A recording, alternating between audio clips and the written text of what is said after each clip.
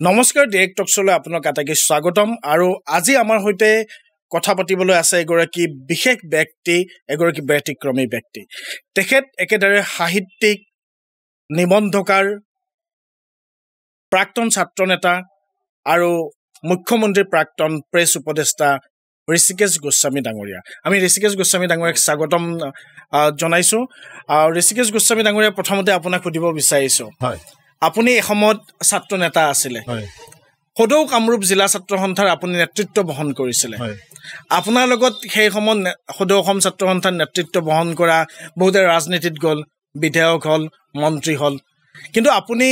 সাহিত্য সংস্কৃতিৰ জগতখনত আবদ্ধ হৈ থাকিল আপুনি শিশু সাহিত্যৰ সৈতে জড়িত হৈ থাকিল শিশু সাহিত্য ন্যাস অসমৰ সৈতে আপুনি সংপৃক্ত হৈ থাকিল আৰু বৰ্তমান আপুনি শিশু সাহিত্য ন্যাস অসমৰ সচিব এই যে আপুনি ৰাজনীতিত নগৈ সাহিত্যৰ পথাৰখনলৈ আহিল এই পৰিৱৰ্তনটো কেনেকৈ হ'ল না পৰিৱৰ্তনটো মানে এনেকুৱা মই মানে যেতিয়া ছাত্ৰ সন্থাত আছিলোঁ ছাত্ৰ সন্থাৰ যোগেদি যিখিনি পাৰোঁ কাম কৰিছিলোঁ মই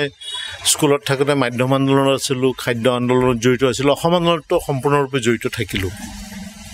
থকাৰ পিছত মই তেতিয়া কামৰূপ জিলা ছাত্ৰ সন্থা শেষৰজন মানে অবিভক্তৰ সভাপতি আৰু তাৰপিছত কামৰূপ জিলাখন তিনি ভাগত বিভক্ত হ'ল বৰপেটা নলবাৰী আৰু কামৰূপ এতিয়াতো 4-5টা ভাগ হ'ল হয় গতিকে তেতিয়া মানে মই মানে সিদ্ধান্ত ল'লোঁ যে মানে সাহিত্যৰ এই অসম শিশু সাহিত্য ন্যাসৰ সাহিত্য সম্পাদকৰ পদ এটা খালী হৈছিল তেতিয়া মোলৈ খবৰ আহিলে যে এনেকৈ এইটো দিব পাৰি আৰু মই তেতিয়া কিছুমান কথাত মাত মাতিছিলোঁ কিছুমান মন্ত্ৰী MLA দুৰ্নীতিৰ বিৰুদ্ধেও কৈছিলোঁ গতিকে আৰু মানে উগ্ৰপন্থাত যিবিলাকে বিশ্বাস কৰে তেওঁলোকৰ কিছুমান বেয়া কথা মই প্ৰতিবাদো কৰিছিলোঁ গতিকে এই গোটেইবিলাক লগ লাগি এটা শক্তি হৈছিলে গতিকে তেওঁলোকে বহুতে বিচৰা নাছিল যে আকৌ মানে ছাত্ৰ সন্থাৰ মজিয়াখনতে আগবাঢ়ি যাওঁ যিয়ে নহওক মই এইটো কোনো বেয়া পোৱা নাই তেওঁলোকে তেনেকৈ ভাবিছে আৰু মই যুঁজ বাগৰ কৰি পেলাই তাত মানে আৰু আগবাঢ়ি যোৱাৰ কাৰণে নকৰি পেলাই মোৰ যে সাহিত্যৰ মাজেদিয়ে সেৱা কৰি যাম এই ধৰণৰ এটা মনোভাৱ লৈ পেলাই মই অসম শিশু সাহিত্য ন্যাসত প্ৰথমতে কেইদিনমানৰ কাৰণে এটা মানে অস্থায়ীভাৱে তাত সোমালোঁ তেতিয়া অসম প্ৰকাশন পৰিষদৰ আমাৰ কাৰ্যালয়টো আছিলে আৰু তাতে শিশু সাহিত্য ন্যাসৰ প্ৰথম যিখিনি মানুহ নিযুক্ত হৈছিল তাৰ ভিতৰত ময়ো আছিলোঁ আৰু পিছত আমি মানে ইণ্টাৰভিউ দিলোঁ ইণ্টাৰভিউটো মোক লৈছিলে প্ৰখ্যাত ব্যক্তি কেইজনমানে তাৰ ভিতৰত এজন আছিল প্ৰয়াত সাহিত্যিক অসম সাহিত্য সভাৰ সভাপতি শ্ৰীযুত যোগেশ দাস ছাৰ তাৰপিছত দৈনিক অসম কাকতৰ সম্পাদক এইবিলাক শিশু সাহিত্য ন্যাসৰ মানে সদস্য আছিল কীৰ্তিনাথ হাজৰিকা তাৰ প্ৰখ্যাত সাহিত্যিক অৰূপ কুমাৰ দত্ত এতিয়া আমাৰ অসম শিশু সাহিত্য ন্যাসৰ উপসভাপতি হৈ আছে তাৰপিছতে বেণু মিশ্ৰ প্ৰখ্যাত চিত্ৰশিল্পী আৰু সতীশ ভট্টাচাৰ্য আছিলে গতিকে তাত মই সোমালোঁ যদিও এই সমাজখনৰ সৈতে বিভিন্ন যিবিলাকে ৰাজনীতিৰ পথাৰত গ'ল কাৰণ আমাৰ ছাত্ৰ সন্থাৰ এই জগতখনৰ পৰাই বহুতে ৰাজনীতিলৈ গৈছে সেই মানুহবিলাকৰ লগত এটা সম্পৰ্ক থাকিল আৰু সমাজ জীৱনৰ বেলেগ মেল মিটিং হওক সাহিত্যৰ মিটিং হওক এইবিলাকত মই এটা সম্পৃক্ত হৈ পেলাই থাকিলোঁ সমাজখনৰ সৈতে বিচ্ছিন্ন হৈ মই যোৱা নাই যে সাহিত্যত সোমাই গ'লোঁ আৰু তাৰ পাছৰ পৰা মইতো সৰুৰে পৰা অলপ লিখা মেলা কৰিছিলোঁ গতিকে লিখা মেলাৰ যিটো ধাৰা সেইটো মই অব্যাহত ৰাখিলোঁ তেতিয়া 3দিনীয়া অগ্ৰদূত আছিলে কনক সেন ডেকা ডাঙৰীয়া অগ্ৰদূতত লিখিছিলোঁ তাৰপিছত প্ৰথম মোৰ গল্পটো ওলাইছিলে নতুন অসমীয়াত হৰেন্দ্ৰনাথ বৰুৱা অসমপ্ৰাণ হৰেন্দ্ৰনাথ বৰুৱা আছিল সম্পাদক বেনুৰ কাণ্ড বুলি মই আগতে কেইবাখনো মিটিঙতো আৰু টিভি টকশ্বতো কৈছোঁ আৰু তাৰপিছত আপোনাৰ মানে তেতিয়া অসম আন্দোলনৰ সময়ত মানে কিছুমান সৰু সৰু টুকুৰা ইংৰাজী চানডে কাকতৰ পৰা অনুবাদ কৰি পেলাই মই 3দিনীয়া অগ্ৰদূতত লিখিছিলোঁ পিছত যেতিয়া শিশু সাহিত্য ন্যাসত সোমালোঁ তেতিয়া ৰাধিকা মোহন ভাগৱতী ছাৰে মোক এদিন ক'লে যে তুমি পৃথিৱীৰ গোটেই শিশু সাহিত্যবিলাকৰ ওপৰত এটা ৰিভিউ এটা দিয়া মানে আমাৰ অসমৰ লগতে ভাৰতবৰ্ষৰ লগতে নহয় আজিৰ অসমত মই তেতিয়া গোটেইখিনি ৰিভিউ লওঁ আৰু সেইটো তেতিয়া মই প্ৰথম লিখিছোঁ আৰু তাৰপিছত এবাৰ বুক ফেয়াৰত মোৰ আজিও মনত আছে তেতিয়া জজ খেল পথাৰত বুক ফেয়াৰ হয় আৰু তাত গোটেই মানে মই যিখিনি লিখিছোঁ ডাঙৰকৈ DTP কৰি এটা পেভিলিয়ন বনাইছিল শিশু সাহিত্যৰ তেতিয়া নৱকান্ত বৰুৱা ছাৰ আহিছিল নৱকান্ত বৰুৱা এইটো উন্মোচন কৰি মোক মানে ধন্যবাদ দিছিল যে তুমি বৰ ভাল কাম কৰিছা এইটো মোৰ তাত আৰ্টিকল হিচাপে অসম সাহিত্য সভাৰ হাজো অধিৱেশনত ওলাই গৈছে সেইটো আৰু সেইটো পৰিৱৰ্ধিত ৰূপত মই এখন কিতাপ কৰি উলিওৱাৰ স্ক'প আছে মানে এইটো মই কৰা নাই এতিয়ালৈকে গতিকে তেনেকৈ মই মানে ছাত্ৰ সন্থা বাদ দি পেলাই সোমালোঁ কিন্তু পৰৱৰ্তী কালতো মই ছাত্ৰ সন্থাৰ বিভিন্ন সভা সমিতিবিলাকলৈ গৈছোঁ আৰু মিটিঙত মানে অংশগ্ৰহণ কৰিছোঁ গতিকে আৰু ৰাজনীতিলৈ যোৱাৰ কথাটো নাভাবিলোঁ আৰু ৰাজনীতি সেই উৎসাহটো মোৰ নাথাকিল কিন্তু ৰাজনীতিৰ কাৰণ চাওক মানুহ এজন ৰাজনীতিৰ পৰা কেতিয়াও বিচ্ছিন্ন হৈ থাকিব নোৱাৰে সমাজখন হৈছে আগত সমাজখনৰ এটা অংগ হৈছে ৰাজনীতি আপোনাৰ জ্যোতিপ্ৰসাদ আগৰৱালাই জ্যোতি ৰচনাৱলীত সাংস্কৃতিক ৰাজনীতিৰ কথা কৈছে তেখেতে বিষ্ণুপ্ৰসাদ ৰাভাৰ ৰাজনীতি নামৰ এখন ৰচনা কৰিছে আৰু বিষ্ণুপ্ৰসাদটো শেষৰ ফালে MLA হৈছিল ভূপেন হাজৰিকাই হৈছিল গতিকে ৰাজনীতি আমাক লাগিবই মই ৰাজনীতিৰ খালি ৰাজনীতিটোত সেই মূল্যবোধ সম্পন্ন যিটো ধাৰণা সেইটো থাকিব লাগে যে ৰাজনীতিৰ মাজেদি আমি সেৱা কৰাৰ কথা যিটো কওঁ তৰুণৰাম ফুকনে স্বাধীনতা সংগ্ৰামত তেওঁ নিজৰ সম্পত্তি বিক্ৰী কৰি দিছিল দেশৰ কাৰণে কিন্তু আমি পৰৱৰ্তী সময়ত দেখিছোঁ বহুত যে ৰাজনীতিৰ নামত বহুতে মানে অগাধ সম্পত্তিৰ মালিক হয় সেই কথাবিলাক বৰ ঠিক বুলি নাভাবোঁ যিয়ে নহওক সেইবিলাক মানুহে বিচাৰ বিবেচনা কৰিব কাৰণ প্ৰত্যেক মানুহৰ বিচাৰ বিবেচনা কৰাৰ ক্ষমতা আছে মই গতিকে সেই সাহিত্যৰ মাজেদিয়ে মানে এই কামখিনি কৰি গ'লোঁ বুলি ভাবিছোঁ আপুনি তাৰ পাছত মুখ্যমন্ত্ৰী সৰ্বানন্দ সোণোৱালৰ তেতিয়াৰ মুখ্যমন্ত্ৰী সৰ্বানন্দ সোণোৱালৰ প্ৰেছ উপদেষ্টা হ'ল হয় এই যে 5 বছৰীয়া প্ৰেছ উপদেষ্টা হিচাপে আপোনাৰ অভিজ্ঞতা কেনে তাত তিতা মিঠা চব অভিজ্ঞতা আছে থাকিবই মানুহৰ জীৱনটোতো আপোনাক তিতা লাগে নিমপাতটো কেনেকৈ আপুনি প্ৰেছ উপদেষ্টা না চাওক মই আপোনাক কৈছোঁ যে ছাত্ৰ সন্থাৰ এই যিখন বিশাল পৰিয়াল এই ছাত্ৰ সন্থাৰ পৰিয়ালৰ পৰা কোনোবা ধৰক পিছলৈ কংগ্ৰেছলৈ গৈছে কোনোবা বিজেপিলৈ গৈছে কোনোবা AGP লৈ গৈছে কোনোবা বেলেগ দল খুলি জাতীয় পৰিষদ খুলিছে মানে ছাত্ৰ সন্থাৰ মজিয়াতে এটা কাঠামো প্ৰত্যেকে তৈয়াৰ কৰি লয় কিন্তু সেই তৈয়াৰ কৰি লৈ বহুতে ভাবে যে ছাত্ৰ সন্থা বাদ দিলে কি কৰিম মই ছাত্ৰ সন্থা বাদ দিছোঁ 88ত এডভাইচাৰ হৈছোঁ 2016ত বুজা নাই তেতিয়া আৰু মই ছাত্ৰ হৈ থকা নাই কিন্তু মানে এতিয়া সৰ্বানন্দ সোণোৱালৰ সৈতে মোৰ এটা ব্যক্তিগত সম্পৰ্ক আছিল অকল সোণোৱালৰ নহয় বহুত কেইজনৰ সকলোৱে নাম ল'ব বিচাৰে প্ৰত্যেকৰ লগত মোৰ সম্পৰ্ক ভালেই গতিকে সৰ্বানন্দ সোণোৱাল ডাঙৰীয়াৰ সৈতে তেওঁ বিজেপিত যোগদান কৰোঁতে মোক মানে ক'লে তেওঁৰ লগত মই গৈছিলোঁ মানে যেতিয়া মানুহবিলাকক লগ ধৰিব গৈছিল বন্ধু হিচাপে লগত মই গৈছোঁ আৰু বহুত সময়ত একেলগে মেল মিটিঙো কৰিছোঁ ৰাজনীতিৰ মিটিংবিলাক কৰা নাই তাৰপিছত যেতিয়া মুখ্যমন্ত্ৰী হোৱাৰ আগলৈকে মোক প্ৰায় তেখেতে মাতে মই যাওঁ বিভিন্ন কৃষ্ণগুৰু আশ্ৰমত যায় তেতিয়া মই কৃষ্ণগুৰু আশ্ৰমতো তেওঁৰ লগত গৈছোঁ আৰু বিভিন্ন কথাত সোধে মোক যে এইটো মোৰ লগত কথা কিছুমান শ্বেয়াৰ কৰে যিখিনি হয়তো পাৰে আৰু সেইমতে কৰি যেতিয়া মই তেতিয়া কিন্তু শিশু সাহিত্য ন্যাসতে আছোঁ আৰু শিশু সাহিত্য ন্যাসত মই বহি থাকোঁ কাৰণ সৰ্বানন্দ সোণোৱাল মুখ্যমন্ত্ৰী হৈছে 2016 চনৰ 24 মে'ত আৰু জনতা ভৱনত সোমাইছে 2016 চনৰ 2 জুন তাৰিখে মই এডভাইচাৰ হৈছোঁ আগষ্টত পিছত মানে সৰ্বানন্দ সোণোৱাল ডাঙৰীয়াই মানে মোক মানে এদিন তেওঁৰ প্ৰিন্সিপাল ছেক্ৰেটাৰী আছিলে সঞ্জয় লোহিয়া তেওঁ মোক ফোন মাৰিছিলে ফোন মাৰি পেলাই মোক মাতি পঠিয়ালে তেওঁ কৈছে আপোনাক অলপ লগ পাব বিচাৰোঁ তেতিয়া লগ পাওঁতে মোক কিছুমান কথা সুধিছে তেখেতে মই অলপ মানে আচৰিত হৈছোঁ অলপ মানে ইণ্টাৰভিউ লোৱাৰ নিচিনাকৈ মই বোলো কেলৈ ইণ্টাৰভিউ লৈছে তাৰপিছত মানে মোক এদিনাখন তেতিয়া এজন IAS অফিচাৰ আছিল তপন শৰ্মা ডাঙৰীয়া তেওঁ মোক ফোন মাৰিলে মাৰি পেলাই কৈছে যে আপোনাৰ মোক বায়'ডাটাটো লাগে বোলো কিহৰ কাৰণে কৈছে দিয়কচোন বায়'ডাটাটো দিছে ইতিমধ্যে মানে অলপ মানে চৰ্চা হৈছে যে আপুনি মুখ্যমন্ত্ৰী মানে কেইবাজনৰ নাম ওলাইছে আৰু তাৰপিছতে মোক মুখ্যমন্ত্ৰীৰ উপদেষ্টা দিছে আৰু মুখ্যমন্ত্ৰীৰ উপদেষ্টা লোৱাৰ পিছতো মই কিন্তু শিশু সাহিত্য ন্যাসটো এৰি দিয়া নাছিলোঁ তাৰ কাৰণে কোনোবাই বাতৰি কাকততো লিখিছিল মানে যে 2টা পোষ্ট হোল্ড কৰি আছে কিন্তু মই ইয়াত তেতিয়া দৰমহা লোৱা নাছিলোঁ পইচা লোৱা নাই আৰু মোৰ এটা মনত এটা ভয় আছিল যে অনুষ্ঠানটো যাতে নষ্ট হৈ নাযায় আৰু সেইটো ধৰক মই কিবা ডাঙৰ কাম কৰিছোঁ বুলি ভবা নাই কিন্তু শিশুৰ কাৰণে প্ৰায় 300খন কিতাপ উলিয়াইছোঁ এইবিলাক গভৰ্ণমেণ্ট নীতি নিয়ম থাকে বিভিন্ন কুৱেৰি থাকে বিভিন্ন ধৰণৰ কথা বতৰা বিচাৰি থাকে কিন্তু তাৰ মাজতো সাহিত্য সৃষ্টিৰ যিটো কাম যিটো ল'ৰা ছোৱালীবিলাকক আমি উদ্ভাৱনী শক্তি আৰু সৃজনশীলতাৰ দিশত আগবঢ়াই লৈ যাব লাগে তেওঁলোকক শিশুতে মানে এজন পঢ়ুৱৈ কৰি যদি আমি গঢ়ি তুলিব পাৰোঁ তেতিয়াহ'লে আমি ভৱিষ্যতে এজন সুনাগৰিক পাব পাৰোঁ আৰু এই কামবিলাকত গ্লেমাৰ নাই মানুহে নকৰে তাৰ উপৰি আপোনাৰ তেতিয়া মই এবাৰ মিটিঙত লেকচাৰতো কৈছোঁ মই বহুদিন মানে দিছপুৰত গৈ বহুত অফিচাৰে বেয়া ব্যৱহাৰৰ সন্মুখীন হৈছোঁ তেনেকুৱা দুই এটা অভিজ্ঞতা এবাৰ মই এজন অফিচাৰৰ তাত গ'লোঁ গৈ পেলাই সুধিলোঁ যে এনেকৈ আপোনাৰ তাত ফাইলটো আহিছে নেকি নিয়াখৰ আমাৰ দৰমহাৰ ফাইলটো তেওঁ মোক মানে চূড়ান্ত বেয়া ব্যৱহাৰ কৰিলে একদম মানে তেতিয়া মই মানে আৰু কি ক'ম বোলো মই তেখেতে চিনাকি দেই তথাপিও তেওঁ মানে এটা ধৰক পদত থাকিলে মানুহবিলাকৰ এটা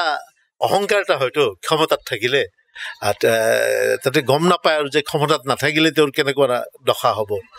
যিয়ে নহওক তেতিয়া মই ক'লোঁ যে আপুনি খং কৰিছে কেলে আপুনি খং নকৰিব মই আপোনাক সুধিছোঁহে তেনেকুৱা কথা আৰু খুব কুৱেৰি কৰি থাকে আমাৰ অফিচটোত মানে অমুক তমুক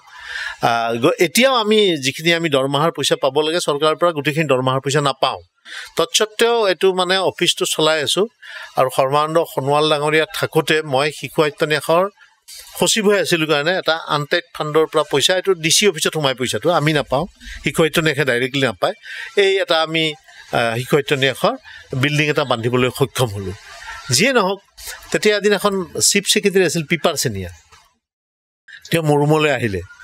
আহি পেলাই মোক ক'লে যে আপোনাক এটা কথা কওঁ আপুনি মানে এই শিশু সাহিত্য ন্যাসৰ পোষ্টটো এৰি দিব লাগে মই এইটো কিবা লোভত নহয় এইটোত যে বিৰাট কোটি টকা পাম এইটো নহয় যে কি বুলি কয় বোলে কিহৰ কাৰণে কৈছে যে এইটো মানে অলপ তেওঁ অলপ ক'বলৈ দিগদাৰী পাইছে মই পিছত গম পাইছোঁ যে সৰ্বানন্দ সোণোৱাল ডাঙৰীয়াই তেওঁক কৈছে মোৰ চক মই তাত দৰমহা পাতি নলওঁ আৰু মানে এই অফিচটো মই এতিয়া এডভাইচাৰ হৈ থাকোঁতে অলপ যদি চিজিল লগাই যাব পাৰোঁ ল'ৰা ছোৱালীবিলাকৰ উপকাৰ হ'ব কিতাপহে উলিওৱা ইয়াততো আমি মানে চেণ্ট্ৰেল গভৰ্ণমেণ্টৰ পৰা বা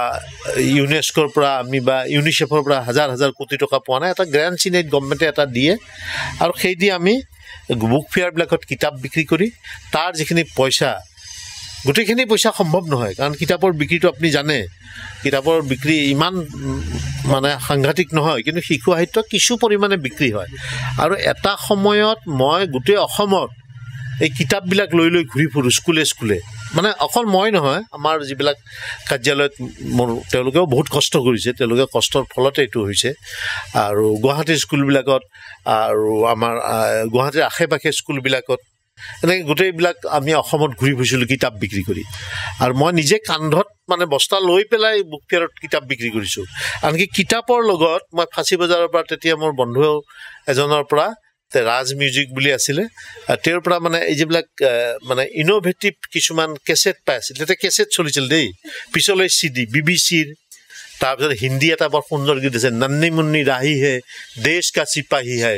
বোলে মেৰি সংগ জয় হিন্দ এনেকুৱা এই দেশপ্ৰেমমূলক গীত তাৰপিছতে চাউণ্ড অফ মিউজিক বুলি চিনেমা আৰু ল'ৰা ছোৱালীৰ মানে উপকাৰত অহা সেইবিলাকক বিক্ৰী কৰি তাৰ কমিশ্যনৰ পইচাটো আমি শিশু সাহিত্য ন্যাসত জমা কৰিছোঁ এইটো চব মানুহে বুজি নাপাব আৰু মই তাতে আনন্দ পাইছোঁ আপোনাৰ এইটো কাম কৰি মই আনন্দ পেপাৰ চেনিয়ে আপোনাক ক'লে পেপাৰ চেনিয়ে যেতিয়া মোক ক'লে তেতিয়া মই পেপাৰ চেনিয়াক ক'লোঁ হাঁহিয়ে ক'লোঁ তেখেতক চাহ তাহ খুৱাই যে সংবিধানৰ কোনটো ধাৰাত শিশুৰ কাৰণে কাম কৰিলে অপৰাধ বুলি লিখা আছে এইটো আপুনি তেওঁ মোক কৈছিল যে আপুনি কেবিনেট ৰেংকত আছে বোলো কেবিনেট ৰেংকত থাকিলে কেবিনেট ৰেংকটো ডাঙৰ কথা নহয় আৰু আপোনালোকে যদি মোক ইমান প্ৰেছাৰ দিয়ে তেতিয়াহ'লে মই এডভাইচাৰটোৱে ৰিজাইন দিম কিন্তু শিশু সাহিত্য ন্যাসটো নিদিওঁ কাৰণ এইবিলাক চোৱা চিতা কৰা মানুহৰ খুব অভাৱটো আৰু আগতে মই দেখিছোঁ মানে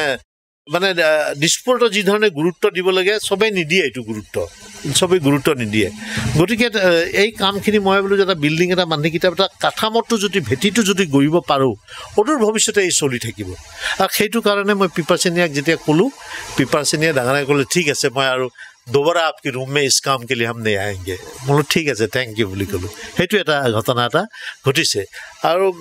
এইবিলাক গভৰ্ণমেণ্টৰ লেভেলত আৰু কুৱেৰি থাকে প্ৰত্যেকবাৰে কুৱেৰি কৰি থাকে বিভিন্ন কাগজ পত্ৰ বিচাৰি থাকে কিন্তু মই ভাবোঁ যে আপোনাৰ সৃষ্টিশীলতা আপুনি কিতাপ লিখা কিতাপৰ কাম কৰা ছবিৰ কাম কৰা এইবিলাকত যদি ডিষ্টাৰ্ব হৈ থাকে নহয় পৃথিৱীত কোনো এইবিলাক কাম কৰিব নোৱাৰে লিখা মেলাৰ কামবিলাকত সেইবিলাক তেওঁলোকে সেইটো অনুভৱ কৰিব নোৱাৰে যে শিশুৰ কিতাপ এখন কৰিবলৈ তাত ছবি কেনেকুৱা হ'ব এতিয়া children book trust of India আছে দিল্লীত CBT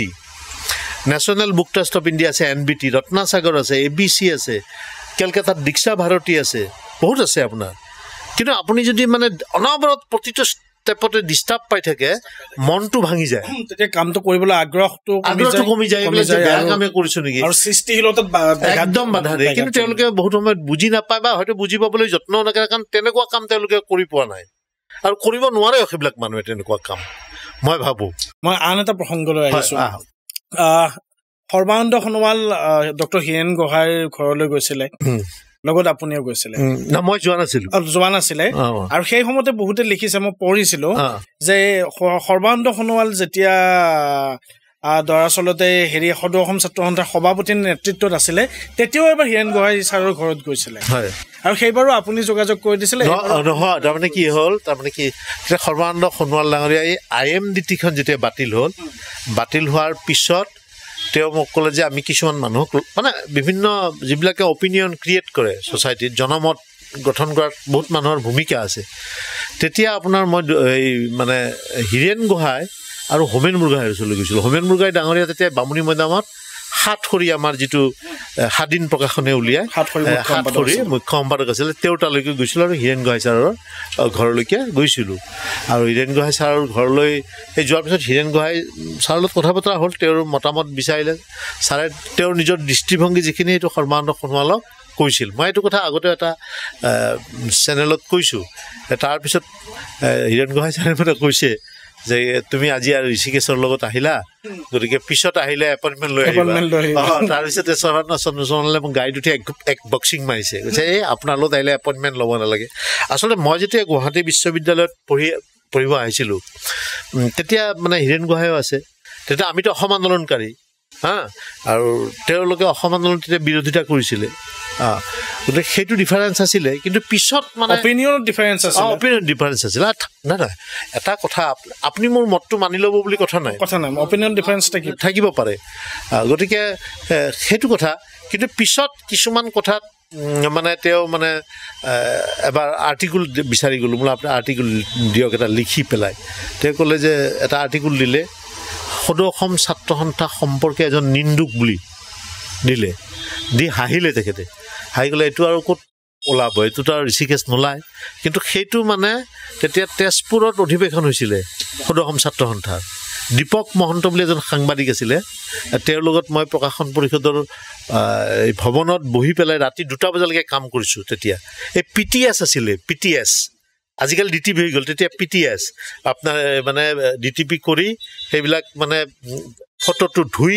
আকৌ ৰিলটোৰ পৰা কাটি মানে তাত পেষ্ট কৰিব লাগে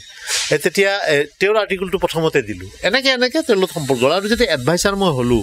তেতিয়া বিজেপিৰ এটা জনসম্পৰ্কৰক্ষী এটা তেওঁলোকৰ মানে অভিযান আছিলে অভিযানটোত মানে সোণোৱাল আৰু তেতিয়া সভাপতি আছিল ৰঞ্জিত দাস তেওঁলোক দুজন আহিলে মই CM অফিচত বহি কিবা কাম কৰি আছিলোঁ থাকোঁতে আপোনাৰ সোণোৱালে তেতিয়া আপোনাৰ মানে মোক ফোন কৰিলে যে আপুনি ক'ত আছে মই CM অফিচত আছোঁ যে আপুনি ইমিডিয়েট আহক হীৰেণ গোহাঁই আপোনাক বিচাৰিছে তাৰমানে সুধিছে আৰু ছাৰে চিনি পায় কাৰণে মোক ছাৰৰ লগতো বহুত কাহিনী আছে মোৰ মানে তেতিয়া মানে মই আহিলোঁ আৰু ছাৰে কিছুমান কথা চৰকাৰৰ বা পাৰ্টীৰ তেওঁ মানে বিৰোধিতা কৰিছে যে এইবিলাক মূল্যবৃদ্ধি কিবা কৈছে টেলিফোন কৰিছিল নে নহয় মানে সৰ্বানন্দ সোণোৱাল ডাঙৰীয়াই তাত খবৰ দিছে তেওঁ মুখ্যমন্ত্ৰী হিচাপে তেওঁ তাত গৈছে তাৰপিছত আমি গৈছোঁ কনকশ্যন ডেকা তাতে এইবিলাক ধৰক বিভিন্নজনে কোনোবাই ভালকৈও কোনোবাই ছ'চিয়েল মিডিয়াত বেয়াকৈও লিখিছে কিন্তু মোৰ দৃষ্টিভংগীটো এনেকুৱা যে আপোনাৰ সমাজখনত ভিন্ন মতৰ মানুহ থাকিব পাৰে থকাটো স্বাভাৱিক আৰু বিভিন্ন মতেহে গণতন্ত্ৰৰ যিটো মানে সৌন্দৰ্যটো বৰ্ধন কৰে কাৰণ অটল বিহাৰী বাজপেয়ী ডাঙৰীয়াৰ ক্ষেত্ৰতে অটল বিহাৰী বাজপেয়ী ডাঙৰীয়াক মই এদিন এই ইউটিউবত দেখিছোঁ তেওঁৰ নাম কি কাঠেৱালা নে কি এজন এতিয়া মন্ত্ৰী হৈছে ইমান বেয়াকৈ সমালোচনা কৰিছিল মানে মহাৰাষ্ট্ৰ কিন্তু এতিয়া তেখেতে নৰেন্দ্ৰ মোদী চৰকাৰৰ মন্ত্ৰী হৈ আছে কিন্তু তেতিয়া মই ইউটিউবটো সিদিনা চাইছিলোঁ কিবা এটা কথাত সেইকাৰণে মই এটা কথা সিদিনাখন এই যে নিৰ্বাচনৰ এই যে নিৰ্বাচনটো হৈ আছে সেই নিৰ্বাচনৰ এনাউন্স যেতিয়া ঘোষণা কৰাৰ সময়ত ৰাজীৱ কুমাৰ মুখ্য নিৰ্বাচনী আয়ুক্তই এটা কথা কৈছে যে দুশ্মনী ভি ইতনা হদ তক মত কৰো কি কাল দোষ্ট হোনে কি বাত শৰ্মিন্দা হ'ব নাপাৰে কাৰণ ৰাজনীতিবিলাক আজিকালি এনেকুৱা হৈছে আজি যে এই নচিকেতাৰ এটা গীত আছে আজ যিনি দক্ষিণে কাল তিনি বামে বুজা নাই আজি ইটো পাৰ্টিত কালি সিটো পাৰ্টিত হ'লে আকৌ কালিলৈকে কুকুৰ মেকুৰীৰ দৰে গালি পাৰি আৰু একেলগে থাকিবলগীয়া হ'লে অলপ দিগদাৰী হয় সেইকাৰণে মই ভাবোঁ আমি মানুহৰ মতামতক শ্ৰদ্ধা কৰিব লাগে তেওঁৰ মতে আপুনি নচলিব পাৰে আমি নচলিব পাৰোঁ যে তেওঁৰ সমালোচনাৰো এটা ভাষা নিৰ্দিষ্ট ভাষা এটা থকা উচিত থকা একদম মানে এটা পৰিসীমা থাকিব লাগে সেইকাৰণে এই ভূপেন হাজৰিকাক খুব বেয়াকৈ এবাৰ ডিব্ৰুগড়ত সমালোচনা কৰিছিলে তেতিয়া মহম্মদ ৰফিক লৈ গৈছিলে নেকি তাতে গান গাব নোৱাৰিলে ভূপেন হাজৰিকাই নেক্সট ডে গান গাইছে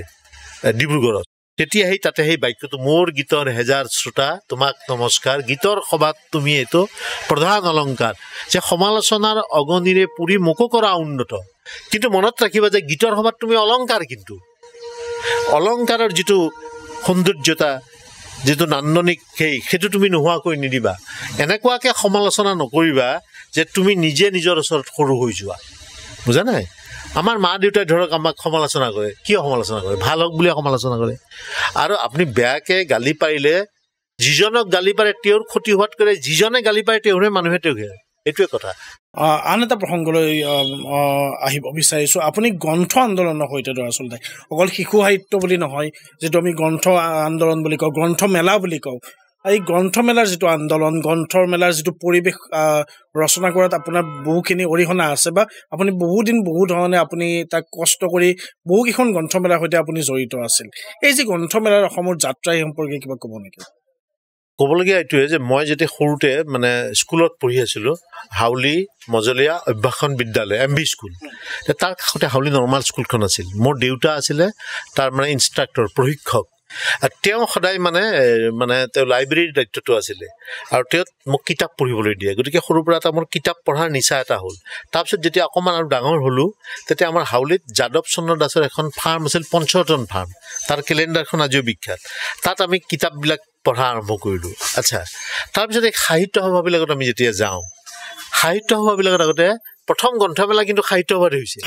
সাহিত্য সভাত এটা গ্ৰন্থৰ বিপণী থাকে লাইনকে তেতিয়া আমি শ্ৰীভূমি পাব্লিছিং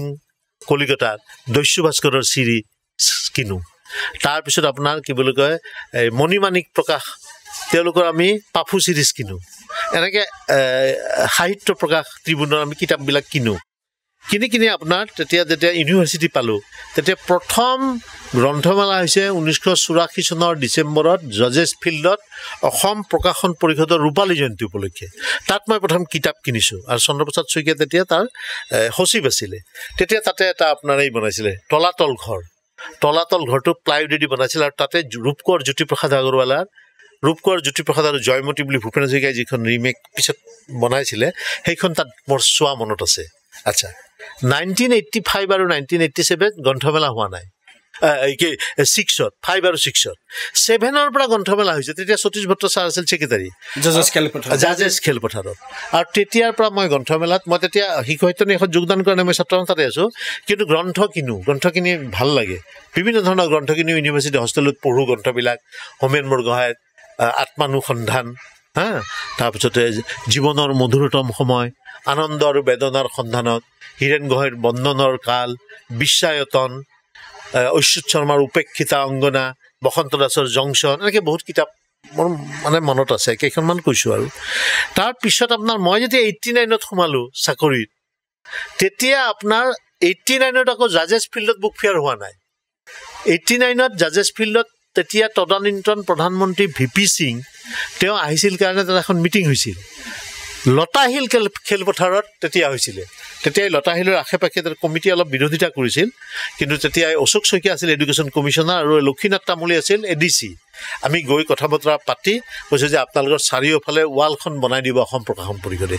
তাৰপিছত আপোনাৰ 91ত প্ৰথম গ্ৰন্থমেলা আপোনাৰ যোৰহাটত অসম শৈক্ষিক কেন্দ্ৰ আছাম একাডেমিক চেণ্টাৰৰ লগত প্ৰকাশন পৰিষদে পাতিলে মই নিজে তাত 15 দিন আছিলোঁ তাৰপিছত আমি আহিলোঁ তেজপুৰলৈ তাৰপিছত আমি পাতিলোঁ লামডিঙত আৰু তাৰপিছতো মই শিশু সাহিত্য নিয়াসৰ পৰা গোটেই অসমত গ্ৰন্থমেলাবিলাকত পাতি ফুৰিছোঁ গতিকে এই ধৰণে গ্ৰন্থমেলা মুভমেণ্টৰ লগত জড়িত হ'ল তাৰপিছত আপোনাৰ 1991ত এদিন অশোক শইকীয়া ডাঙৰীয়া আহিছে অসম প্ৰকাশন পৰিষদৰ মানে কাৰ্যালয়লৈ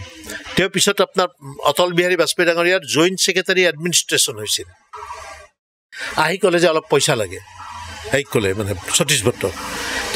দিলে 4 লাখ নে 5 লাখ টকা তেতিয়া আপোনাৰ কলিকতা গ্ৰন্থমেলাখন খুব বিখ্যাত আগতে কলিকতাত দুখন গ্ৰন্থমেলা হৈছিল পশ্চিমবংগ গ্ৰন্থমেলা এখন কলিকতাৰ চৰকাৰে পাতিছিল পশ্চিমবংগ চৰকাৰে আৰু কলিকতাৰ বুক ফেয়াৰ গিল্ডে পাতিছিল কলকাতা পুস্তক মেলা জ্যোতি বসুৱে দুইখন লগলগা এখন কৰি দিলে আমি 1991ত আপোনাৰ তাতে আমি ভাগ ল'বলৈ গ'লো ষ্টল দিছিলে তাৰমানে অসম পেভিলিয়ন বুলি এটা পেভিলিয়ন আছিল তাত টুৰিজিম ডিপাৰ্টমেণ্টৰ অসমৰ টুৰিজিম ডিপাৰ্টমেণ্টৰ বিভিন্ন ডিপাৰ্টমেণ্টৰ আৰু অসম প্ৰকাশন পৰিষদৰ আমাৰ শিশু আয়তনীয়ৰ মাত্ৰ 5খন কিতাপ তাত অংশগ্ৰহণ কৰিলোঁ এই অশোক চকীয়াই গোটেই ইনিচিয়েটিভটো লৈছিল গতিকে তাত মই কেলকাতা বুক ফেয়াৰত গ'লোঁ আৰু তাতে ভূপেন হাজৰিকাৰ আপোনাৰ আমি এক যাযাবৰ কিতাপখন তেওঁৰ যিখন আত্মজীৱনী যিখন অনুলিখন কৰিছে তেওঁ কৈ গৈছে অনুলিখন কৰিছে হিমাংশু চট্টোপাধ্যায় তাতে সেই অসম পেভিলিয়নতে উন্মোচন হৈছে আৰু নৱকান্ত বৰুৱা ছাৰৰ দি চিলেক্টেড পয়েমছ অফ নৱকান্ত গতিকে সেই কলকাতা গ্ৰন্থমেলাখন দেখি মোৰ মন প্ৰাণ একদম মানে পুলকিত হৈ গ'ল তাৰপাছৰ পৰা একেৰাহে মই কলিকতা গ্ৰন্থমেলা আপোনাৰ 15 বছৰ গৈছোঁ আৰু তাত এবাৰ এটা উল্লেখযোগ্য ঘটনা ঘটিল আপোনাক কৈছোঁ সুধিছে কাৰণে সতীশ ভট্ট ছাৰৰ মই গৈছোঁ গ্ৰন্থমেলাখনত জুই লাগি গ'ল জুই লাগিল 1997ত তাৰমানে এই CPMৰ কেডাৰ এগৰাকীয়ে তাত এখন সেই দিছিলে আপোনাৰ ৰেষ্টুৰেণ্ট তেওঁৰ নাম আছিল মহুৱা ভট্টাচাৰ্য সেই তাৰ পৰা চিলিণ্ডাৰৰ পৰা জুই লাগে এটা গ্ৰন্থমেলা এটা ছাইড পুৰি গ'ল যিটো আপোনাৰ মানে অসম ভ্ৰমণৰ ফালৰ ছাইডটো পুৰি যাওঁতে জ্যোতি বসু আছিল মুখ্যমন্ত্ৰী জ্যোতি বসুৱে ক'লে যে 3 দিনৰ ভিতৰত মহালিতে তেওঁ সন্ধিয়া ষ্টেটমেণ্ট দিলে আমি বইমেলা পুনৰ চালু কৰবে আৰু তেতিয়া গৃহমন্ত্ৰী আছিল তেওঁলোকে পুলিচ মন্ত্ৰী বুলি কয় বুদ্ধদেৱ ভট্টাচাৰ্য সেই বুদ্ধদেৱ ভট্টক দিলে মই তেতিয়া যাই পেলাই মানে 3 দিনৰ ভিতৰতো কেনেকৈ গ্ৰন্থমেলাখন থিয় কৰে চাওঁ সেই থাকি গ'লোঁ আমি তাৰপিছত আপোনাৰ ফাইবাৰ গ্লাছেদি সেই অস্থায়ীভাৱে সেইবিলাক সজাই পেলাই আপোনাৰ যিবিলাকৰ পুৰি গৈছিল তেওঁলোকক এটা চৰকাৰে পইচা সাহায্য দিলে আৰু 3 দিনৰ ভিতৰতে আৰু গ্ৰন্থমেলা আৰম্ভ কৰিছে কেনেকৈ জানে নাই মকবুল ফিদা হুছেইন তেতিয়া ভাৰতবৰ্ষত আছিল প্ৰখ্যাত আৰ্টিষ্ট এই যে ভূপেন হাজৰিকাই গজগামিনী তেওঁ চিনেমা কৰিছে তেওঁৰ ছবিটি মাধুৰী দীক্ষিতে নাচিছে মকবুল ফিদা হুছেইন অদূৰ গোপাল কৃষ্ণন প্ৰখ্যাত চিত্ৰ পৰিচালক কেৰেলাৰ তেখেত সুনীল গংগোপাধ্যায় অৰ্ধেন্দু দে মহাশ্বেতা দেৱী এই মানুহবিলাকে এটা গীত গাই প্ৰচেছন কৰি গ্ৰন্থমেলাৰ পুনৰ জন্ম দিলে আৰু তেতিয়া মই আজিৰ অসম কাকতত এটা প্ৰবন্ধ লিখিলোঁ ৰাধিকামন ভগৱতী ছাৰক কৈ পেলাই যে জুই আৰু ছাইৰ মাজত গ্ৰন্থমেলাৰ নৱজন্ম আজিও মই গ্ৰন্থমেলালৈ গৈ তাত বহি থাকি বেলেগ তাৰ মাদকতাই বেলেগ গ্ৰন্থৰ যিটো গোন্ধ সেইটো লৈ এটা আনন্দ চবেই বুজি নাপায় এইটো কথা বস্তু এই যে আমাৰ আপুনি সুন্দৰভাৱে কথাখিনি কৈ গ'লে এটা একাধিক ক্ৰমে কিন্তু বৰ্তমান সময়ৰ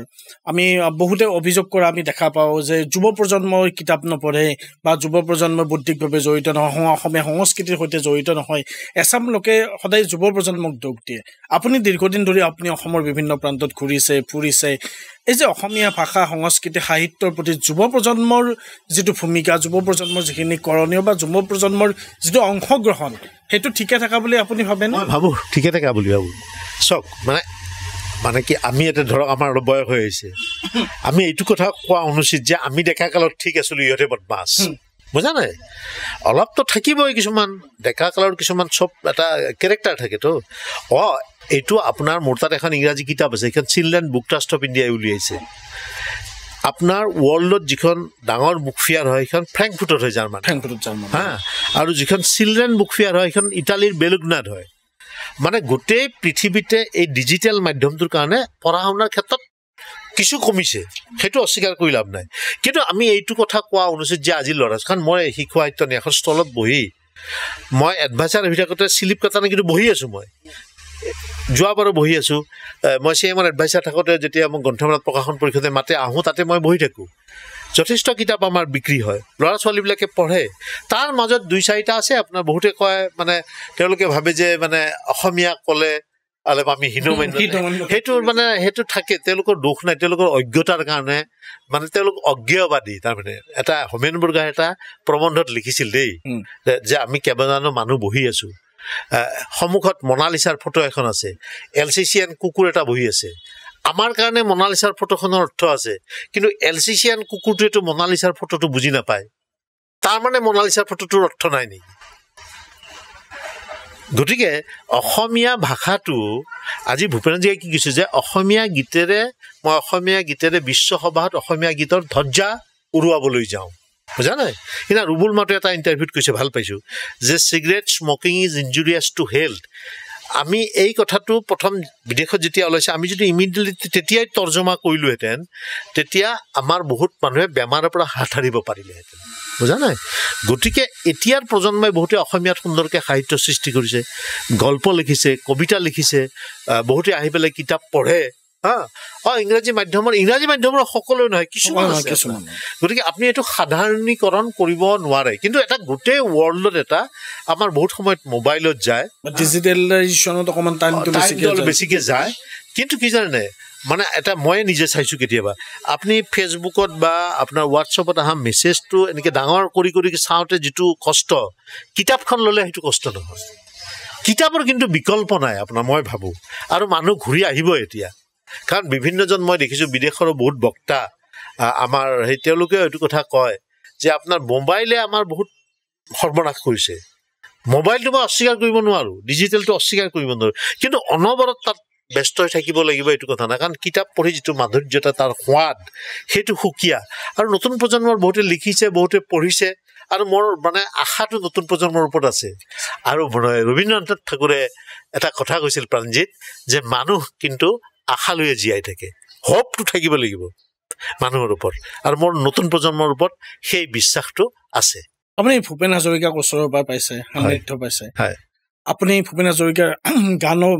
গোৱা আমি শুনিছোঁ, ভূপেন হাজৰিকাৰ বিষয়ে আপুনি অধ্যয়নো কৰিছে যথেষ্ট। অসমীয়া সমাজ জীৱনলৈ, অসমৰ সমাজ জীৱনত ভূপেন হাজৰিকাৰ আটাইতকৈ শ্ৰেষ্ঠ অৱদানটো আপুনি কি বুলি ভাবে? ভূপেন হাজৰিকাৰ আপোনাৰ শ্ৰেষ্ঠ অৱদানটো গীতি সাহিত্য, নিঃসন্দেহে। তেওঁৰ যিবিলাক গীত, সেই গীতৰ ভাষাৰ মাজেদি তেওঁ যিবোৰ মেছেজ আমাৰ জাতিটোক দিছে, আমি যদি ভূপেন হাজৰিকাৰ প্ৰতিটো গীত ভালকৈ আন্তৰিকতাৰে শুনো, পঢ়োঁ আৰু তাক বিশ্লেষণ কৰোঁ, আমাৰ জীৱন সমৃদ্ধ হ'ব। ভৰিৰ তলুৱাৰ পৰা যদি ধৰাখন খহি খহি পৰো যেন লাগে, এটা গীত লিখিছিল তাত, বৃষ্টি চিনেমাত বোধহয়, এইটো মোৰ যদি ভুল হোৱা নাই দেই। তাত আপোনাৰ পিতৃ কি, আমাৰ মাতৃ কি, ভনী কি, ভাই কি, সেই কথাটো তাত তেওঁ সুন্দৰকৈ কৈ গৈছে। বৰ্ণ বৈষম্যৰ বিৰুদ্ধে তেওঁ গীত গাইছে, জিন্দাবাদ মেণ্ডেলা, মেণ্ডেলা জিন্দাবাদ। এই গীতটো তেওঁক তেতিয়া পশ্চিমবংগৰ চৰকাৰে গৈ লিখিব কৈছে, আৰু তেওঁ in presence of Nelson Mandela গাইছে, বুজা নাই? আপোনাৰ ক্ৰীড়াৰ ওপৰত যিটো গীত লিখিছে, এই পৃথিৱী এক ক্ৰীড়াংগন, ক্ৰীড়া হ'ল শান্তিৰ প্ৰাংগণ, বিচ্ছিন্নতাৰ নীতি নালাগে কাম্য সমন্বয়, ক্ৰীড়াবিদে নাজানে একতা বিনে একতাৰ ধ্যানতে তন্ময়। এই যে অলিম্পিক খেলখন হয়, অলিম্পিক খেলখন কি? সমন্বয় আৰু একতাৰ প্ৰতীক। গতিকে ক্ৰীড়াৰ ওপৰত মই ভাবোঁ পৃথিৱীৰ কোনো গায়ক গীতিকাৰে এনেকুৱা গীত লিখিব পৰা নাই। কিয় মই কৈছোঁ, চাব গেম যেতিয়া হৈছিল, সৰ্বানন্দ সোণোৱাল ডাঙৰীয়াক মই কৈছিলোঁ যে এইটো আপুনি থিম ছং কৰক, আৰু তেতিয়া এই ইংৰাজী অনুবাদটো তেওঁলৈ পঠিয়াই দিছিলোঁ মই। সুশান্ত খান বুলি মানুহ এজনে কৰিছিল, অইলৰ তেখেতে কাম কৰিছিল। 8খন দেশৰ এম্বেচাডৰে যেতিয়া শুনিলে, তেওঁ কৈছে যে ইউনিক, জাষ্ট এইটো শব্দ কৈছে। আপুনি এই গীতটো যদি ভালকৈ পঢ়ে, অনন্ত জ্যোতিৰে অক্ষয় যে শিখাটো জ্বলি থাকে গ্ৰীচত, তেওঁ মানে কোনো বিষয় এটা এৰা নাই। আমি অসমীয়া নহওঁ দুখীয়া, এই গীতটো তেওঁ কি সাংঘাতিকভাৱে লিখিছে। নানা জাতি উপজাতি ৰহণীয়া কৃষ্টি, আঁকোৱালি হৈ লৈ হৈছিল সৃষ্টি এই মোৰ অসম দেশ, বিভেদ পৰিহৰি নিজ হাতে শ্ৰম কৰি দেশক নগৰিলে মনবোৰ ভাঙি ছিগি যাব। বিভেদ পৰিহৰি নিজ হাতে শ্ৰম কৰি দেশক নগৰিলে এই দেশ হ'ব নিশেষ, আৰু মনবোৰো ভাঙি ছিগি যাব। তেওঁ মানে কৰ্মৰ ওপৰতো গুৰুত্ব দিছে দেই। বিভেদটো আমি আঁতৰাব লাগিব, কাম কৰিব লাগিব, আৰু মনবিলাক যাতে আমাৰ ভাঙি ছিগি নাযায়। আৰু এটা ডাঙৰ কথা, তেওঁ যে এটা গীত লিখিছিল, বৰদৈ চিলা নে সৰদৈ চিলা, অসমৰ আকাশত বৰবৰ চিলা। মাজতে লভিতা নাটকখন লৈ বিৰাট বিতৰ্ক হৈছিল। আচ্ছা, এইটো লৈ বিৰাট যুদ্ধ বিগ্ৰহ। আচ্ছা, মই সেইটোত যাব নোখোজোঁ। কিন্তু ভূপেন হাজৰিকা কিমান উদাৰ মনৰ মানুহ মই কৈছোঁ, আৰু তেওঁ মানুহৰ জনমতক কিদৰে সন্মান কৰে। আপুনি অলপ আগতে গণতন্ত্ৰৰ কথা কৈছিল, তেওঁ এটা গীত লিখিছিল যে বৰদৈ চিলা নে সৰদৈ চিলা, অসমৰ আকাশত বৰবৰ চিলা। তেওঁ এটা গীতটোত প্ৰথমতে কি লিখিছিল জানে নাই? বৰৰ দুৱানেৰে বৰ মানে বতাহ, পে মানে পানী, আৰু চিখলা মানে হ'ল গোসানীজনী। তেতিয়া আমাৰ বড়ো জনগোষ্ঠীৰ লোকসকলে আপত্তি কৰিলে যে আপুনি কিয় বড়োৰ দোৱান বুলি লিখিব। ভূপেন হাজৰিকাই এই গানটো ৰি ৰেকৰ্ডিং কৰিলে, বড়োৰ দোৱানটো কাটি বড়োৰ ভাষাৰে বুলি দিছে, তেওঁ নিজৰ গীতটো শুধৰাই ল'লে। সেইটোৱে ভূপেন হাজৰিকা। আপোনাৰ দুটা বস্তু মানুহে পৃথিৱীত সলনি কৰিব নোৱাৰে, সেইটো কথা ভূপেন হাজৰিকাই ভালকৈ বুজি পাইছিল। এটা হৈছে আপোনাৰ চকুৰ পানী, চকুৰ পাতি আমেৰিকাতো লুণীয়া, অসমতো লুণীয়া, তেজ সকলোৰে ৰঙা। সেইকাৰণে তেওঁ লিখিছিল, মোক এজন ক'লা মানুহ দিয়া যাৰ ৰক্ত ক'লা, মোক এজন বগা মানুহ দিয়া যাৰ ৰক্ত বগা। গতিকে এই যে তেওঁৰ যিটো বিশ্লেষণ, পৰ্যবেক্ষণ আৰু অনুবীক্ষণ প্লাছ তেওঁৰ যিটো খুব সূক্ষ্মভাৱে চাব পাৰে নহয়, মই ভাবোঁ ভূপেন হাজৰিকা জন্মিবলৈ আৰু 100 বছৰ লাগিব দেই। অসমত শংকৰদেৱৰ পিছতে, লক্ষ্মীনাথ বেজবৰুৱাৰ পিছতে তেওঁ জাতিটোক সমৃদ্ধ কৰি থৈ গৈছে। আৰু আমাৰ এই যে যিবোৰ গীত আপোনাৰ, আমাৰ যে আইনাম, আমাৰ বিহুনাম, আমাৰ প্ৰাৰ্থনা গীত, আমাৰ বৰগীত, সেইবিলাক তেওঁ ৰাষ্ট্ৰীয় পৰ্যায়ত যাতে মানুহে গম পায় যে ইহঁত চহকী অসমীয়া মানুহ, কালচাৰেলি খুব ৰিচ, তেওঁলোকৰ বৈচিত্ৰ সংস্কৃতি আছে, সেইবিলাক তেওঁ কিন্তু সুন্দৰকৈ বাহিৰত দাঙি ধৰিছিল কিন্তু, বুজা নাই? সেইকাৰণে তেওঁ ভূপেন হাজৰিকা আপোনাৰ। আৰু মই সেইকাৰণে তেওঁক পাইছোঁ। তেওঁৰ মৃত্যুৰ 1 বছৰ আগতে 2010 চনৰ 5 নৱেম্বৰত অসম ৰত্ন ভূপেন হাজৰিকা বুলি কিতাপখন উলিয়াইছোঁ আপোনাৰ। মঞ্জুলা হাজৰিকাই এইখন অনুলিখন কৰিছিল। ভূপেন দাই কৈ গৈছিল, লাষ্টৰ পাৰ্টটো তেওঁ যেতিয়া বিজেপিৰ পৰা সাংসদ ইলেকশ্যন খেলিলে, সেইখিনি মই কাটি দিছিলোঁ। কাটি দিওঁতে ভূপেন হাজৰিকা ডাঙৰীয়াই মোক মাতি লৈ গ'ল, মঞ্জুলা হাজৰিকাই লৈ গ'ল মোক, নে কৈছে যে এইটো কাটিব নালাগে, ল'ৰা ছোৱালী মই ভাল কাম কৰিলৈ গম পাওক, বেয়া কাম কৰিলৈ গম পাওক। এইটো ভূপেন হাজৰিকাৰ উদাৰতা। মই সদায় এটা বাক্য কওঁ মিটিঙত যে ভূপেন হাজৰিকা অকল প্ৰতিভাৰ বলত বিখ্যাত হোৱা নাছিল, প্ৰতিভাৰ সৈতে সংযুক্ত আছিল তেওঁৰ উদাৰতা, উদাৰ মনৰ মানুহ আছিল এজন। সেইকাৰণে তেওঁ য'তেই গৈছে তাতে মানুহে আঁকোৱালি লৈছে আপোনাৰ। গতিকে মই ভাবোঁ আমাৰ নতুন প্ৰজন্মই ভূপেন হাজৰিকাৰ গীতবোৰ শুদ্ধকৈ গাব লাগে, তাক সুন্দৰকৈ, শব্দবিলাক সাংঘাতিক শব্দতে তেখেতৰ প্ৰতিটো শব্দ আপুনি যদি চায়। আৰু সেইকাৰণে লতা মংগেশকাৰ হওক বা যিবিলাক চবে ভৰিত ধৰি এনেই সেৱা কৰা নাই, তেওঁ গম পাইছিল যে এই মানুহটোৰ মাজত কি সাংঘাতিক প্ৰতিভা লুকাই আছে, আৰু তো উদাৰে সহজ সৰল পানীৰ নিচিনা। গতিকে মই তেওঁৰ গীত মাতবিলাক চৰ্চা কৰি থাকোঁ। আৰু তেওঁ এটা ডাঙৰ কথা কৈছিল যে মোক নীলকান্ত হাজৰিকা আৰু শান্তিপ্ৰিয়াই মোক জন্ম দিছিল, কিন্তু মোক পুনৰ জন্ম দিছে ৰূপকৰ জ্যোতিপ্ৰসাদ আগৰৱাল, কলাগুৰু বিষ্ণুৰাভাই। এই দুজন মানুহৰ সংস্পৰ্শত, পিছত ফণী শৰ্মাৰ সংস্পৰ্শতো আহিল, এই দুজন মানুহৰ সংস্পৰ্শত আহি পেলাই তেওঁ বহুত কথা শিকিছিল। তেওঁ যেতিয়া আপোনাৰ মোৰ তাত কিতাপ এখন আছে জ্যোতি প্ৰতিভা বুলি, তাত তেওঁৰ তাৰ আৰ্টিকুলত লিখিছে, তেওঁ যেতিয়া গান গায়, জ্যোতিপ্ৰসাদে তেওঁক এদিন ক'লে, এই ভূপেন এনেকৈ গান নাগাবা। কৈছে জ্যোতি ককাই দেউ কেলে? কৈছে আইনা এখন দিলে, তুমি মুখখন চোৱাচোন। তেওঁ গান গাওঁতে ভূপেন হাজৰিকাৰ মুখখন অলপ বিকৃত ধৰণৰ হয়। এই যে জ্যোতিপ্ৰসাদে তেওঁক লেচনটো দিলে, শিক্ষা, তেওঁ তেতিয়া হাঁহি হাঁহি গান গায় একদম। তেতিয়া ভূপেন হাজৰিকা যেতিয়া মঞ্চত হাঁহি উঠে, মানুহে তেওঁ গীততকৈও কথা শুনিবলৈ ভাল পায়। কথা শিল্পী আছিল, গতিকে আমাৰ এটা গৱেষক আছিল। হয়, গৱেষক আছিল। আৰু তেওঁ সদায় বিপদৰ সময়ত যেতিয়া বঙালী অসমীয়া সংঘাত, হেমাংগ বিশ্বাসৰ লগত তেওঁ ঘূৰি ফুৰিছে, যেতিয়া আমাৰ বড়ো জনগোষ্ঠীৰ লগত ভুল বুজা হৈছিল, মংগল সিং হাজোৱাৰীৰ পৰা বিভিন্ন জনৰ লগত তেওঁ তেতিয়া মংগল সিং ব্ৰহ্ম, আমাৰ ডক্টৰ বীৰেন্দ্ৰ কুমাৰ ভট্টাচাৰ্য,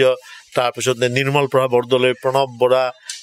তেতিয়া আছুৰ এডভাইচাৰ আছিল, নগেন শৰ্মা, সমন্বয় যাত্ৰা কৰি পেলাই মানুহৰ মাজে মাজে সমন্বয়ৰ বাণী বিলাই ফুৰিছিল। তেওঁ আচলতে মই ভাবোঁ মানৱতা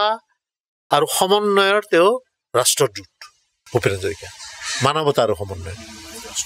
মই আন এটা প্ৰসংগলৈ আহিছোঁ। বৰ্তমান সময়ৰ যিটো সামাজিক অৱক্ষয় বুলি আপুনি কয় বা ৰাজনৈতিক অৱক্ষয় বুলিয়ে কয়, বিভিন্ন ক্ষেত্ৰত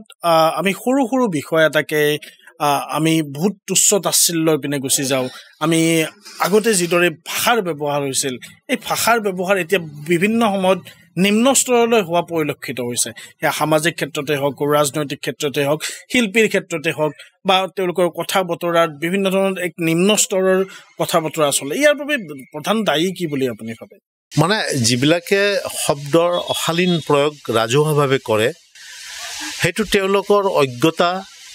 অধ্যয়নহীনতা আৰু তেওঁলোকৰ গভীৰতাৰ অভাৱৰ কাৰণে কৰে। শংকৰদেৱে 12 বছৰ বয়সলৈকে স্কুললৈ যোৱা নাছিল। মাক বুঢ়ীমাক খেৰ খুঁটিৰ তত্বাৱধানত তেওঁ গৈছিল। গৈ প্ৰথম শব্দ কি লিখিলে কৰতল কমল কমল দল দলে ন হয়নে শব্দৰ কাৰণে তেওঁ যিকেইটা গীত লিখিলে বৰগীত যাক বাণীকান্ত কাকতি নবুল নাম্বাৰ বুলি কৈছে বা ভাওনা লিখে শব্দই দিয়ে শব্দৰে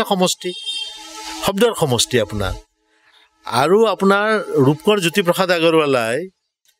তেওঁৰ যিটো গীত বৰগীত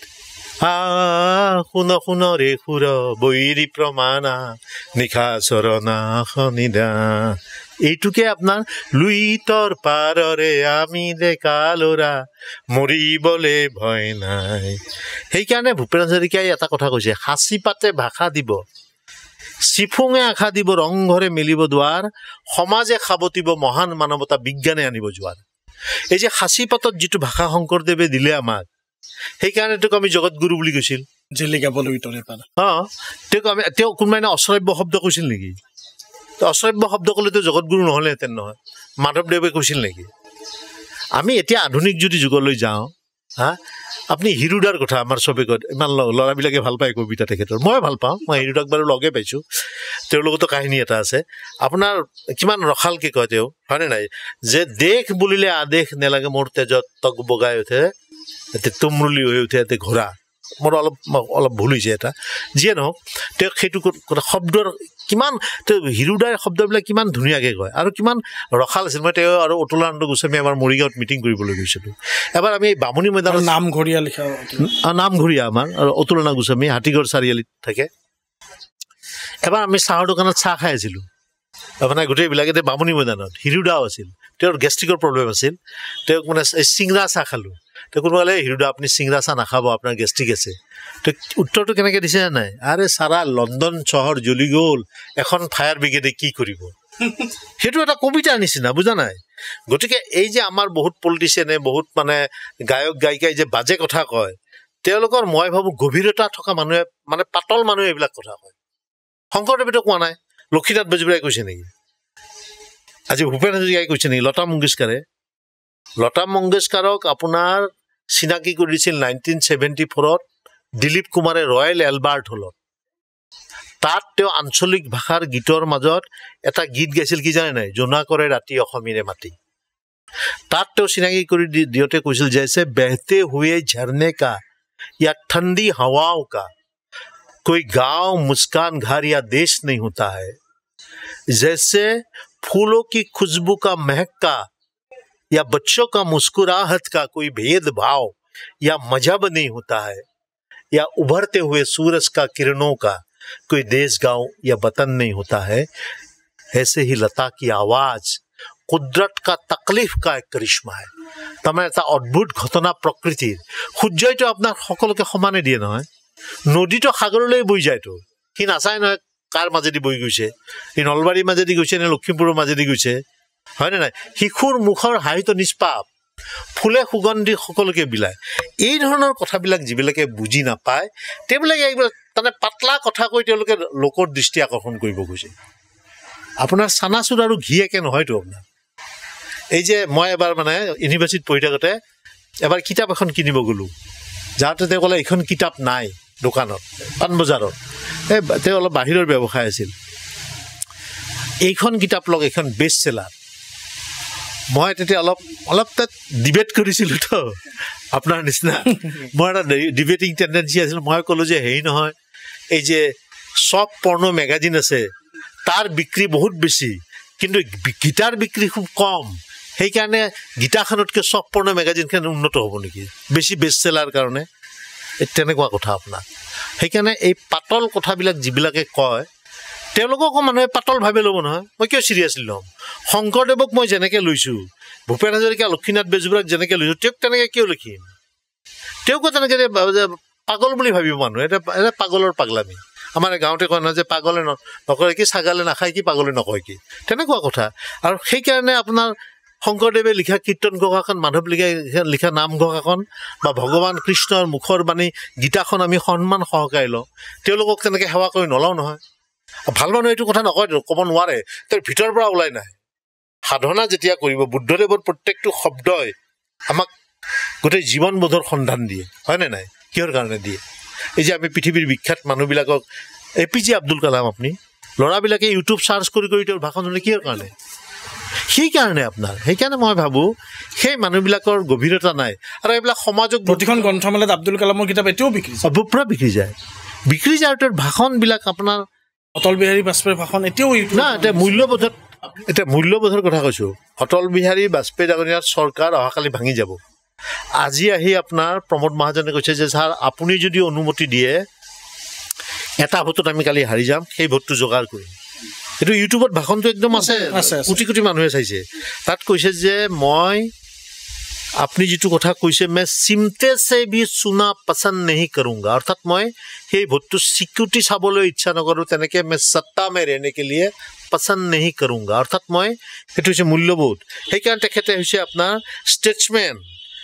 আৰু এটা কথা কওঁ আপোনাৰ লাল বাহাদুৰ শাস্ত্ৰী এবাৰ গোটেই ভাৰতবৰ্ষত মানুহক উপবাসে থাকিবলৈ এটা আবেদন জনাইছিল যে আপোনালোকে উপবাসে থাকিব তাৰ আগদিনা তেওঁ কি কৰিছিল জানে নাই তেওঁ আহি ঘৈণীয়েকক কৈছে যে আমাৰ ল'ৰা দুটা সুনীল শাস্ত্ৰী অনিল শাস্ত্ৰী আজি ভাত খাব নালাগে ঘৈণীয়েকে হ'ব বুলি কৈছে তেওঁ সন্ধিয়া আহি কৈছে যে ইহঁতে ভাত খাইছে নেকি বোলে খোৱা নাই সিহঁতৰ গা চাটো বেয়া হোৱা নাই বোলে নাই হোৱা তাৰ নেক্সট ডে তেওঁ ভাৰতবাসীক আহ্বান দিছিল সেইকাৰণে সেইবিলাক মানুহৰ আত্মাত জীয়াই থাকিব চিৰদিন তেওঁলোকে এটা মূল্যবোধ নহ'লেতো আপুনি এই গীতাখনৰ যিটো মৰ্যাদা কীৰ্তন ঘোষাৰ যিটো মৰ্যাদা বৰগীতৰ যিটো মৰ্যাদা এই যোনে লালি লাপ্পা গীত গোৱা মানুহবিলাকক সেইটো গুৰুত্ব কিয় নাপায়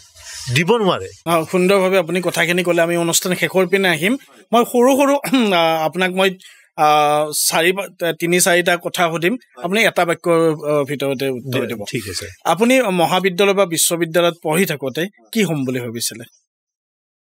মই আপোনাৰ মানে প্ৰফেচাৰ হ'ম বুলি ভাবিছিলোঁ মানে অধ্যাপক কিন্তু মানে কাষে গ'লোঁ সাহিত্য জগতত অলপ অধ্যয়নৰ ক্ষেত্ৰতে আপুনি মোটামুটি অসম আন্দোলনৰ পিছৰ পৰা অসমৰ সামাজিক আৰু ৰাজনৈতিক প্ৰেক্ষাপটটো আপুনি ভালদৰে পৰ্যবেক্ষণ কৰিছে বা তাৰ আগৰখিনিও আপুনি ভালদৰে অধ্যয়ন কৰিছে বহু মানুহক লগ পাইছে আপোনাৰ প্ৰিয় 3গৰাকী ৰাজনীতিবিদ কোন হ'ব পাৰে অসমৰ 1947 পৰা এতিয়ালৈ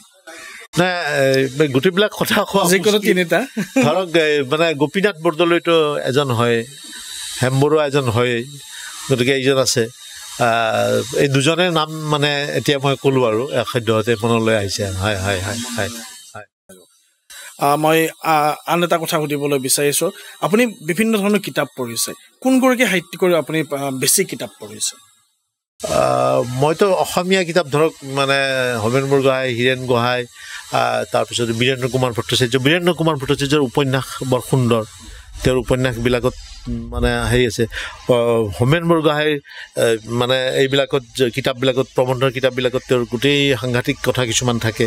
হীৰেণ গোহাঁইৰ কিতাপবিলাকতো এনালাইচিছ থাকে